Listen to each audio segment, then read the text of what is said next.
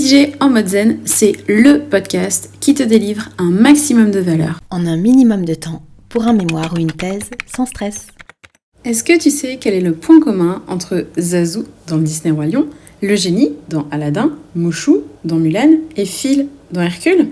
Non? Eh bien, ce sont tous des mentors. Pas toujours de bonne humeur, souvent en train de râler et un brin moralisateur. Ces personnages n'arrêtent pas de challenger les héros et héroïnes qui les accompagnent au quotidien. Dans cet épisode, et pour terminer l'année en beauté, on aimerait te présenter plus précisément les points communs qu'on a avec Zazu, Génie, Mouchou et Phil. Parce que nous aussi, on est des mentors. Parce que nous aussi, on accompagne les étudiants qui font appel à nous pour qu'ils deviennent les héros de leur propre histoire, en les aidant à terminer leur mémoire et leur thèse. On a bien conscience que c'est difficile d'écrire un mémoire ou d'écrire une thèse. Souvent, c'est une première fois et on ne sait pas trop comment bien s'y prendre, même avec la meilleure volonté du monde. Et c'est souvent encore plus compliqué quand on se rend compte que son encadrant est occupé et qu'il a peu de temps à nous consacrer. C'est là que faire appel à un mentor peut prendre tout son sens. Dans cet épisode, on revient sur le principe du mentorat, on dit stop aux idées reçues et on t'explique les bénéfices de se faire accompagner. Alors, prêt pour un petit moment de détente, jeune padawan ? C'est parti. Alors déjà, qu'est-ce qu'un mentor ?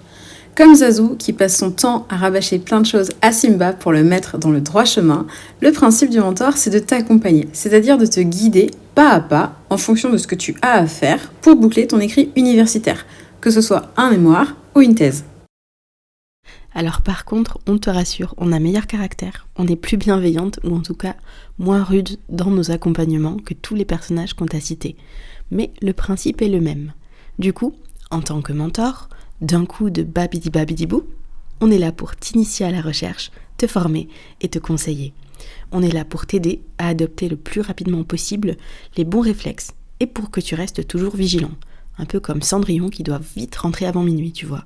Sauf qu'avec nous, les effets du mentorat ne se dissipent pas. On est là pour t'éclairer, te rassurer et te permettre de ne plus te sentir seul, pour prendre soin de toi et te réconforter pendant tes moments de doute. On est là pour te stimuler, te challenger et t'aider à donner le meilleur de toi-même. Attention par contre, on dit stop aux idées reçues. On n'accompagne pas uniquement des étudiants qui font des fautes d'orthographe.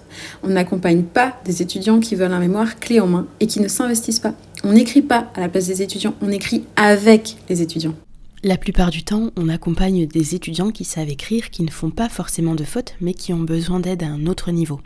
Par exemple, par rapport à l'enchaînement des informations. Ce sont des étudiants qui ont besoin d'un regard extérieur sur leur travail, qui bloquent dans le processus de rédaction, qui ont des besoins en termes de méthodologie et qui ne trouvent pas cet accompagnement-là auprès de leur tuteur ou de leur tutrice. On travaille la plupart du temps avec des étudiants réellement investis et désireux de progresser, mais qui manquent souvent de confiance en eux. Ceci étant dit, laisse-nous t'expliquer comment un mentor peut t'aider au quotidien. En faisant appel à un mentor, tu gagnes du temps parce que tu te concentres sur l'essentiel, à savoir la recherche et la rédaction. Pendant que nous, on se focalise sur d'autres choses, en t'indiquant ce qui reste à faire, ce qui peut être amélioré, par exemple en termes d'annexes, de mise en page, de références biblio, etc. Tu te rappelles dans Mulan, Mouchou gère plein d'éléments logistiques pour la laisser se concentrer sur son entraînement. Et ben nous, c'est pareil. Du coup, comme Mulan, tu vas attaquer l'exercice et tu vas gagner en efficacité et en qualité. Tu vois cette cible tout en haut ? Tu vas aller me la décrocher parce que tu vas être aidé dans ta planification. Tu auras moins tendance à procrastiner parce que tu auras un petit dragon qui sera en train de te mettre la pression. Blague à part, tu auras des comptes à rendre à la personne qui t'accompagne, c'est-à-dire nous, ce qui te permettra de t'engager plus facilement. Hercule se motive parce qu'il sait que Phil croit en lui et il ne veut pas le décevoir. Tu pourras nous imaginer comme deux petits fils qui vont courir après toi pour te dire que tu peux y arriver et que ça n'est pas si difficile, que tu as absolument tout ce qu'il te faut en toi pour aller au bout de ce projet avec brio et pour obtenir des résultats satisfaisants. Tu gagnes en sérénité parce qu'on te propose un accompagnement personnalisé en fonction de là où tu en es dans ton manuscrit. On te propose une solution clé en main, comme Génie le fait avec Aladdin. Certaines étudiantes veulent se faire accompagner dès le début de l'année parce qu'elles se sentent stressées et qu'elles ont besoin d'être rassurées. Du coup, on est là pour un petit coup de pouce pour les recherches biblio, la définition du sujet, la problématique, la création du plan, etc. Et d'autres étudiants ont besoin de nous en fin de parcours pour tout finaliser. Et dans ce cas, on se doit d'être attentive à d'autres choses. Comme pour les héros et héroïnes de Disney qui entretiennent des liens profonds avec leurs mentors respectifs, on conçoit notre mentorat comme un véritable partenariat, parce qu'on apprend à se connaître, on échange beaucoup plus que juste sur le mémoire, on crée un vrai lien, et ce lien peut durer pendant de nombreuses années, tu vois, comme entre le génie et Aladdin. Moi, j'ai des étudiantes avec qui je continue d'échanger, même après le rendu de leur mémoire. On continue à prendre des nouvelles, etc. La première thésarde que j'ai accompagnée à l'été 2019 vient de me recontacter pour que je l'aide à publier des articles en lien avec sa thèse. Donc c'est trop génial. En plus, en fonction des projets de chacun, c'est super intéressant. On peut bosser avec des étudiantes dans le cadre de leur M2, et parfois elles enchaînent sur des thèses, et là c'est très intéressant, car on est présente pour les aider à formaliser leur projet de thèse, pour proposer des appels à communication pour se faire connaître, etc. Enfin voilà, tout ça pour te dire qu'on fait beaucoup plus que de la relecture de mémoire et de thèse. Et c'est pour ça qu'on ne se considère pas comme des relectrices, mais bien comme des mentors. En accompagnant l'étudiant au niveau de sa rédaction, mais aussi au niveau de son mindset, on a une implication beaucoup plus globale. Ce qui fait qu'en fait, on fait partie de son aventure et on n'est pas seulement présente pour régler, entre gros guillemets, un détail d'organisation ou un détail au niveau du manuscrit. Notre approche est vraiment englobante et on devient un partenaire d'aventure de la personne qui fait appel à nous. Et c'est pour ça que ce métier est tellement humain, parce que l'empathie est au centre de toute notre activité. Ce qui nous anime, c'est aussi la qualité du travail qu'on peut mettre en place avec les étudiants qu'on mentor. On ne travaille pas juste pour que ça passe, on travaille pour que les étudiantes qu'on accompagne aient une mention à leur mémoire ou leur thèse, et une belle mention. On est comme Phil, on vise l'excellence. Bref, voilà, on espère que tu comprends un peu mieux tout ce qui se cache derrière cette appellation de mentor. Par contre, et on en a bien conscience, c'est pas forcément simple de demander de l'aide. Perso, moi j'ai pas demandé d'aide pendant ma thèse, par fierté, alors que c'est complètement con. Et parce que j'étais sous l'eau, j'étais au bout de ma vie et c'était super inconfortable. Il est trop tard pour regretter, mais bon. Et toi Nina, est-ce que tu aurais demandé un petit coup de pouce à l'époque ?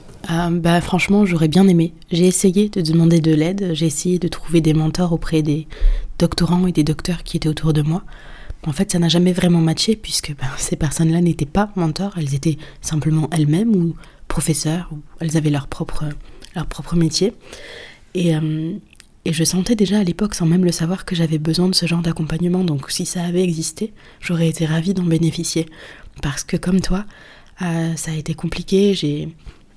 Comme tu dis, j'ai été sous l'eau au bout de ma vie, en PLS, comme disent les jeunes. Du coup, j'aurais vraiment aimé trouver ce genre de service, ce genre de personnes.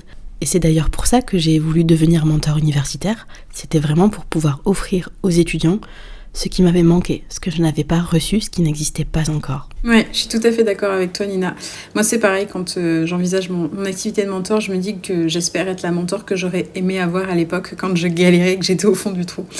Et donc c'est aussi ça un peu l'intérêt de ce podcast, on est là pour t'aider à distance si jamais tu ne sais pas, tu ne veux pas, tu ne peux pas ou tu n'oses pas te faire accompagner.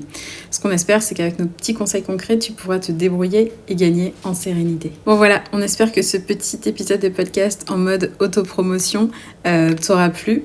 En tout cas, n'hésite pas à nous faire ton retour. Notre prochain épisode sera un épisode spécial doctorant. On t'expliquera ce qu'on ferait différemment si on devait refaire une thèse.